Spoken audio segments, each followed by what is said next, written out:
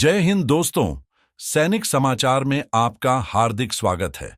सभी पेंशनर्स और family pension प्राप्त करने वाले लाभार्थियों को सूचित किया जाता है कि पेंशन क्रेडिट के संदेश कल रात लगभग 10:30 से 11:30 बजे के बीच प्राप्त हो गए होंगे। संदेश में स्पष्ट रूप से लिखा है, प्रिय नाम, पीपीओ नंबर, आपकी पेंशन 31 जनवरी को आपके खाते में जमा हो जाएगी। आपसे निवेदन है कि अपने पेंशन अमाउंट की जांच कर लें। सुनिश्चित करें कि आपकी बेसिक पेंशन ओआरओपी के तहत है और इसमें 53% डीए जोड़ा गया है। इसके अलावा यदि कोई रिकवरी अमाउंट है तो उसे समायोजित करने के बाद बैलेंस सही आ रहा है या नहीं, इसकी पुष्टि करें। अगर कोई अंतर दिखे तो तुरंत पीसीडीए से संपर्क करें, अन्यथा 31 तारीख के बाद अन्य प्रक्रियाएं जुड़ जाएंगी, जिससे समस्या बढ़ सकती है। साथ ही यह भी ध्यान दें कि 48 घंटे के भीतर आपकी पेंशन स्लिप उपलब्ध हो जाएगी। पेंशन स्लिप पर भी आप अपनी पेंशन राशि की दोबारा जांच कर सकते हैं। कृपया सभी लोग सुनिश्चित करें कि आपके पेंशन से संबंधित सभी जानकारी सही और अपडेटेड है। अब बढ़ते हैं एक बेहद अहम और अच्छी खबर की ओर, जो हर पेंशनर और उनके परिवार के लिए जरूरी है। जब हम रिटायरमेंट के बाद अपनी पेंशन संबंधी कार्यवाही शुरू करते हैं तो सबसे पहले जिला सैनिक बोर्ड का रुख करते हैं। जिला सैनिक बोर्ड के अंतर्गत ही राज्य सैनिक बोर्ड काम करता है, जो पूरे राज्य में व्यवस्थाओं को संभालता है। इसके ऊपर केंद्रीय सैनिक बोर्ड होता है, जो सीधे रक्षा मंत्रालय के अंतर्गत आता है। केंद्रीय सैनिक बोर्ड ने अब यह सुनिश्चित करने के लिए दिशा निर्देश जारी किए हैं कि सभी पेंशनर्स और विधवाओं की समस्याओं का समाधान प्राथमिकता से जिला सैनिक बोर्ड द्वारा किया जाए। लेकिन अब तक स्पर्श केवल आपको सुझाव देने या पारंपरिक चिट्ठी भेजने तक ही सीमित था। अब एक बड़ा बदलाव हुआ है। स्पर्श के अंतर्गत अब सीएससी, कॉमन सर्विस सेंटर या हेल्प सेंटर भी स्थापित किए जाएंगे। इन केंद्रों पर आपकी पेंशन, डीए, एरियर या किसी अन्य समस्या से जुड़ी शिकायतों का समाधान करना उनकी जिम्मेदारी होगी। आपके पास यह पत्र रखना बेहद जरूरी है। क्यों?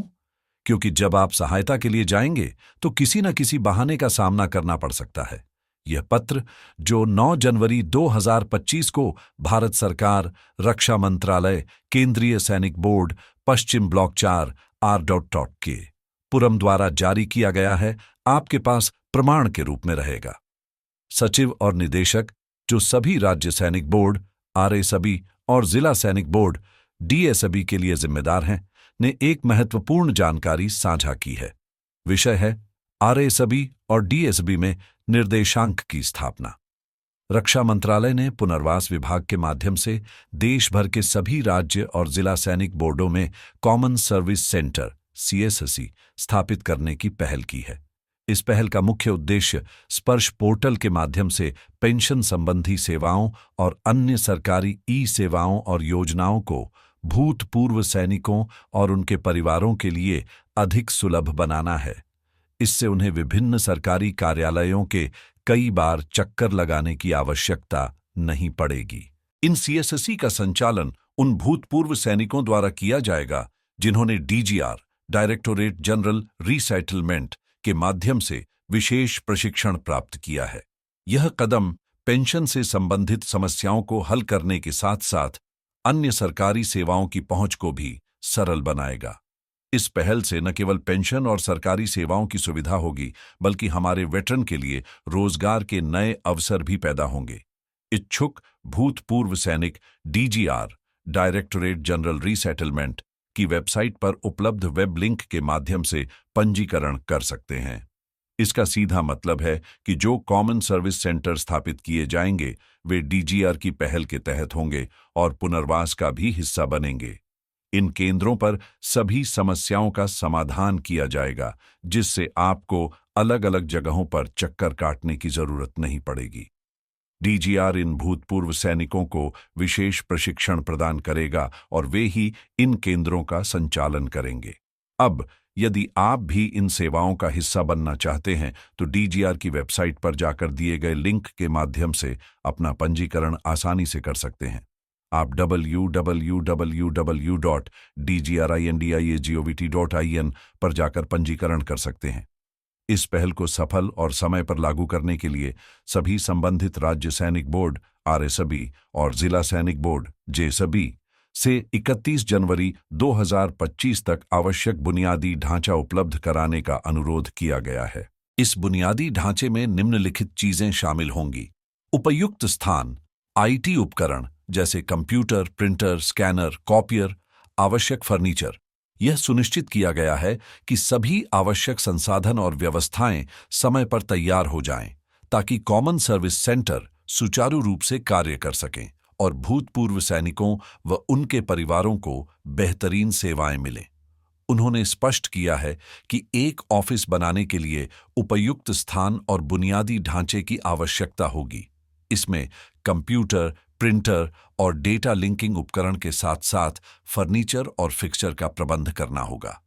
इसके बाद जब फर्नीचर और अन्य सेटअप पूरा हो जाए तो स्थापित सुविधा की तस्वीरें केंद्रीय सैनिक बोर्ड केएसबी को भेजने के लिए कहा गया है। इसके अलावा इस बुनियादी ढांचे के प्रावधान के लिए वित्तीय व्यवस्था की भी पुष्टि की गई है। आरएसबी को वित्तीय वर्ष 2025 से 26 के बजट से इस पर खर्च करने की मंजूरी मिल चुकी है और उसी के अनुसार खर्च किया जा सकता है। यह सुनिश्चित करना आवश्यक है कि सभी तैयारियां समय पर पूरी हों और केएसबी को रिपोर्ट की जाए, ताकि पहल को सफलतापूर्वक लागू किया जा सके। हमारे पूर्व सैनिक समुदाय की भलाई के लिए कल्याणकारी पहल की सफलता में आपका सहयोग और समर्थन अत्यंत महत्वपूर्ण है। डीएसबीएस ब्रिगेडियर सेक्रेटरी केएसबी केंद्रीय सैनिक बोर्ड, जो रक्षा मंत्रालय के अंतर्गत कार्य करता है, इन सभी योजनाओं और कार्यवाहियों का केंद्र है। केएसबी यानी department of ex serviceman welfare DSW की एक शाखा सभी प्रकार की सहायता और लाभ प्रदान करने का प्रमुख स्रोत है। चाहे यह ग्रांट्स हो, बच्चों की शिक्षा के लिए सहायता, बेटियों की शादी के लिए अनुदान, पेंशन से संबंधित समस्याएं, अंतिम संस्कार से जुड़ी सहायता या कोई अन्य कल्याणकारी योजना, इन सभी के लिए केएसबी से प्रक्रिया पूरी होती है। हालांकि वर्तमान में जब आप जिला सैनिक बोर्ड में जाते हैं तो वहां कुछ बाबू पेन और कागज लेकर बैठे मिलते हैं। इससे काम धीमा हो जाता है, लेकिन अब इस व्यवस्था को अधिक प्रभावी और डिजिटल बनाने की दिशा में प्रयास किए जा रहे हैं, जिससे आपकी सभी समस्याओं का समाधान तेजी और सरलता से हो सके। अब जो सारी प्रक्रियाएं डिजिटलाइज हो गई हैं, यह एक बेहद जरूरी कदम था। इसके तहत सीएससी कॉमन सर्विस सेंटर अब एक महत्वपूर्ण स्थान बन चुका है। इसके लिए आवश्यक मैन पावर को प्रशिक्षण देने के लिए एक वेबसाइट दी गई है, जहां आप पंजीकरण करके ट्रेनिंग प्राप्त कर सकते हैं और सीएससी में काम के लिए आवेदन कर सकते हैं। इसके अलावा ऑफिस स्थापित करने, फर्नीचर और अन्य आवश्यक उपकरणों की खरीदारी के लिए वित्तीय व्यवस्था भी की गई है। यह सुनिश्चित किया गया है कि सीएससी केंद्र पर सभी सुविधाएं उपलब्ध हों, ताकि डिजिटल स्पर्श पोर्टल के जरिए सभी सेवाओं को अधिक प्रभावी और सुगम तरीके से प्रदान किया जा सके। यह पहल आने वाले समय में पेंशन और अन्य सरकारी सेवाओं की प्रक्रिया को सरल और तेज बनाएगी, और जब हम इस डिजिटल ट्रांजिशन के हिस्से बनेंगे तो यह पूरी प्रणाली पहले से कहीं अधिक प्रभावी होगी। सच है, जब हमें किसी समस्या का सामना होता है तो कई बार हम यह नहीं समझ पाते कि हमें कहां से मदद मिलेगी। हमारे पास कोई स्पष्ट मैकेनिज्म नहीं होता और अक्सर हमें यह महसूस होता है कि हम एक्स सर्विसमैन होने के कारण अपनी समस्याओं का समाधान नहीं पा रहे हैं। ऐसे में जब हम किसी विभाग या कार्यालय में जाते हैं तो कई बार हमें उपेक्षा या कोई ठोस समाधान नहीं मिलता। लेकिन अब डीजीआर डायरेक्टोरेट जनरल रिसेटलमेंट की व्यवस्था के तहत पुनर्वास और अन्य सभी सहायता की पूरी व्यवस्था की जा रही है। यह एक स्वागत योग्य कदम है, क्योंकि इससे हमें अपनी समस्याओं के समाधान के लिए एक सशक्त मंच मिलेगा। यदि आपको इस बारे में और जानकारी चाहिए या आप किसी दस्तावेज या लेटर की आवश्यकता महसूस करते हैं तो आप हमसे संपर्क कर सकते हैं। हम आपकी पूरी मदद करने के लिए तैयार हैं। चलिए अब बढ़ते हैं अगली खबर की ओर। एक पत्र रक्षा मंत्री राजनाथ सिंह को लिखा गया है, जिसमें भारतीय सैनिक संगठनों द्वारा की गई गुहार का उल्लेख है। पत्र में यह लिखा गया है कि इन संगठनों ने सीधे तौर पर अपनी मांगें रखी हैं और सवाल उठाया है कि सैनिकों के संगठित होने का क्या परिणाम होता है। हाल ही में मैंने आपसे एक घटना के बारे में बात की थी, जिसमें एक भूतपूर्व सैनिक की पिटाई की गई थी। इसके बाद भारतीय सैनिक संगठन और उनके जनरल सेक्रेटरी अलीगढ़ स्थित थाने में जाकर दबाव डालते हैं। इसका मतलब यह है कि चाहे आप किसी भी संगठन में जाएं, जैसे 20, 50 या 100 सैनिकों के समूह में, आपकी आवाज सुनी जाएगी, चाहे वह कोई भी प्रशासनिक अधिकारी क्यों न हो।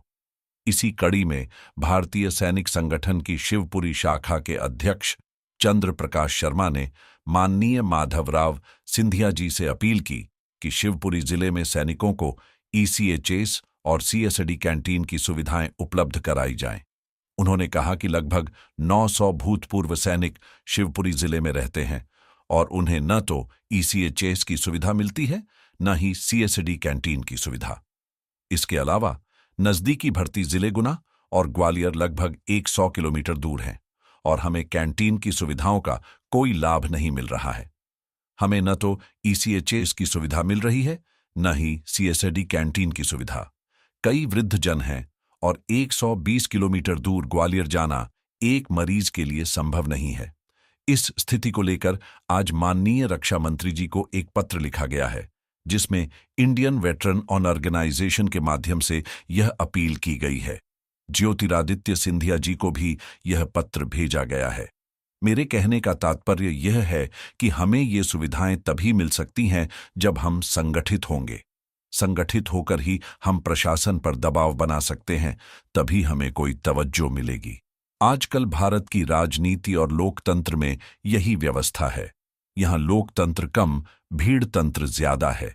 इसलिए यदि हमें अपनी मांगों को पूरा करवाना है तो हमें कहीं न कहीं संगठित होना ही पड़ेगा। दोस्तों, अब बढ़ते हैं एक और नई खबर की तरफ, जिसमें हम बात करेंगे नेशनल इंक्रीमेंट की। जी हां, नेशनल इंक्रीमेंट के बारे में, जैसा कि मैंने कल एक वीडियो में बताया था कि जो जवान 2023 में 30 अप्रैल के बाद रिटायर हुए हैं, उन्हें 3% पेंशन बढ़ोतरी का लाभ मिलेगा। जैसा कि आप इस लेटर में देख सकते हैं, हालांकि अगर आप अभी कोई लेटर देख रहे हैं तो वो अभी सर्कुलेट नहीं हुआ है, क्योंकि इसकी प्रक्रिया 21 जनवरी 2025 को इस महीने में शुरू हुई है। Grant of national increment due on 1 जुलाई और 1 जनवरी पेंशन लाभ के लिए उन कर्मचारियों को मिलेगा जो 30 अप्रैल 2023 के बाद रिटायर हुए हैं। इस विषय में चीफ पर्सनल अफसर ने रेलवे विभाग को सीधे तौर पर जवाब दिया है कि जो कर्मचारी 1 जनवरी 2025 या उसके बाद रिटायर होंगे, उन्हें इस बढ़ोतरी का लाभ मिलेगा। 30 अप्रैल 2023 से पहले रिटायर होने वालों को इस लाभ का भुगतान नहीं होगा। इस बारे में कई अस्पष्ट लेटर सामने आ रहे हैं जो स्थिति को साफ नहीं कर पा रहे। इसलिए जो भी हमारे भूतपूर्व सैनिक इस अवधि के दौरान रिटायर हुए हैं, उन्हें अपनी स्थिति स्पष्ट करने के लिए सीधा संपर्क करना चाहिए और अपनी चिट्ठी जरूर लिखनी चाहिए, ताकि उनके रिकॉर्ड में कोई भी भ्रम न हो और उनकी स्थिति सही तरीके से दर्ज हो सके। दोस्तों, अब बढ़ते हैं एक और नई खबर की तरफ, जो state bank of India SBI से जुड़ी है। SBI ने अपनी एडवाइजरी में कहा है कि जिनका भी खाता है, सबसे पहले उन्हें अपना DSP अकाउंट पेंशन खाते में कन्वर्ट कराना चाहिए। इसके अलावा उन्होंने स्पष्ट किया है कि बैंक की ओर से ऐसा कोई मैसेज नहीं भेजा जाएगा जिसमें आपसे PPO number, Aadhaar card number, PAN card number या OTP पूछा जाए। यदि ऐसा कोई कॉल आता है तो वह SBI का फ्रॉड कॉल हो सकता है। तो इस बात का हमेशा ध्यान रखें कि यदि आपको पेंशन या किसी अन्य बैंक से संबंधित समस्या हो तो आपको सीधे शाखा में जाकर ही बात करनी चाहिए, क्योंकि शाखा और SBI कभी इस तरह के संवेदनशील सवाल नहीं पूछते हैं। यदि आप किसी धोखाधड़ी कॉल का शिकार होते हैं तो आपका पैसा भी खतरे में पड़ सकता है। इसलिए इस मामले में हमेशा सावधान रहें। अब दोस्तों, नक्सलवाद के खिलाफ एक बड़ी कार्रवाई हुई है। जैसा कि आप वीडियो में देख रहे हैं, वहां पर नक्सलवाद के ट्रेनिंग सेंटर और उनके स्मारक बने हुए थे। इस बार माननीय गृहमंत्री अमित शाह जी ने इस समस्या पर एक बड़ा कदम उठाया है, जिससे नक्सलवाद को समाप्त करने में मदद मिलेगी। और सीआरपीएफ को पूरी छूट दी गई है कि वे किसी भी तरीके से नक्सलवाद को समाप्त करें।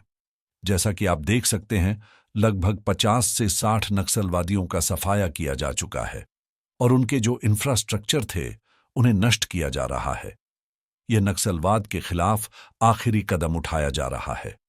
गृहमंत्री अमित शाह जी ने कहा है कि मार्च 2026 तक नक्सलवाद को पूरी तरह समाप्त कर दिया जाएगा और इस तरह के एंटी सोशल तत्वों को खत्म किया जाएगा। यह कदम बहुत जरूरी है दोस्तों। आज की खबरों में बस इतना ही। हमारे साथ बने रहें। धन्यवाद।